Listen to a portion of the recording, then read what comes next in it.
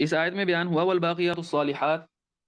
نیکیاں باقی رہنے والی، اس سے کیا مراد ہے؟ اس کی تفسیر میں سلف صالحین کی 4 اقوال ہیں، لیکن اس کا نتیجہ آخر میں کیا نکلے گا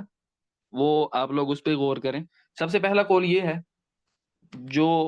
صحابہ کرام کی بہت بڑی جماعت سے مروی ہے، اسی طرح تابعین یعنی سلف صالحین کی بڑی جماعت سے ایمان مروی، وہ کہتے ہیں باقیات الصالحات سے مراد ہے سبحان اللہ والحمد للہ ولا الہ الا اللہ واللہ اکبر، یہ کلمات کہنا ہے، یہ ایسی نیکی ہے جو باقی رہنے والی ہے، سبحان اللہ والحمد للہ ولا الہ الا اللہ واللہ اکبر، یہ معنی سیدنا عبداللہ بن عباس، امام مجاہد، عطاء، اکرمہ، ضحاک اور اسی طرح سیدنا عثمان بن عفان رضی اللہ عنہم سے بھی مروی ہے، لیکن سیدنا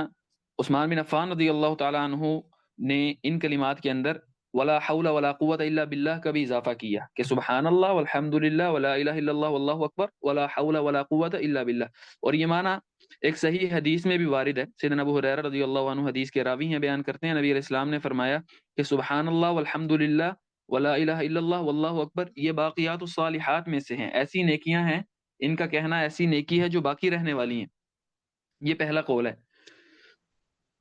اسی طرح باقیات الصالحات کے بارے میں ایک دوسرا قول وہ بھی صحابہ سے مروی ہے اور ان کے شاگردوں سے مروی ہے، جیسا کہ سیدنا عبداللہ بن عباس، سیدنا ابن مسعود رضی اللہ عنہما، اسی طرح امام مسروق اور ابراہیم النخعی رحمہم اللہ سے مروی ہے، بیان کرتے ہیں باقیات الصالحات سے مراد ہے فرضی نمازیں، الصلوات الخمس، 5 نمازیں جو اللہ نے ایک دن میں مومن مرد اور عورت پہ فرض کی ہیں، اس سے مراد وہ 5 نمازیں ہیں۔ تو پہلا قول ذکر ہے سبحان اللہ والحمد للہ ولا الہ الا اللہ واللہ اکبر، اور دوسرا قول کیا ہے کہ اس سے مراد فرضی نمازیں۔ اس کے بعد تیسرا قول ہے وہ سیدنا عبداللہ بن عباس سے مروی ہے، وہ کہتے ہیں اس سے مراد ہے اچھا کلمہ کہنا، خیر کی بات کرنا، نیکی کی تعلیم دینا، الکلام الطیب، اچھی بات کے اندر جو بھی چیز شامل ہو جائے، انسان دعوت و تبلیغ کرتا ہے، پڑھاتا ہے، خیر پھیلاتا ہے، نصیحت کرتا ہے، تو کہتے ہیں اس سے مراد یہ ہے اچھی بات کرنا، یہ باقیات الصالحات۔ اسی طرح چوتھا قول ہے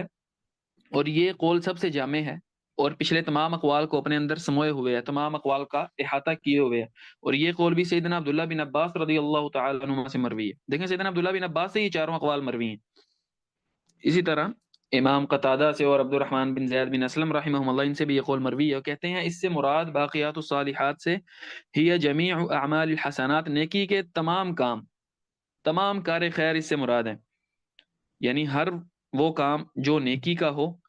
وہ باقیات الصالحات میں سے ہے، یعنی ایسی نیکی ہے جس کا اجر اللہ رب العالمین مرنے کے بعد انسان کو دیں گے،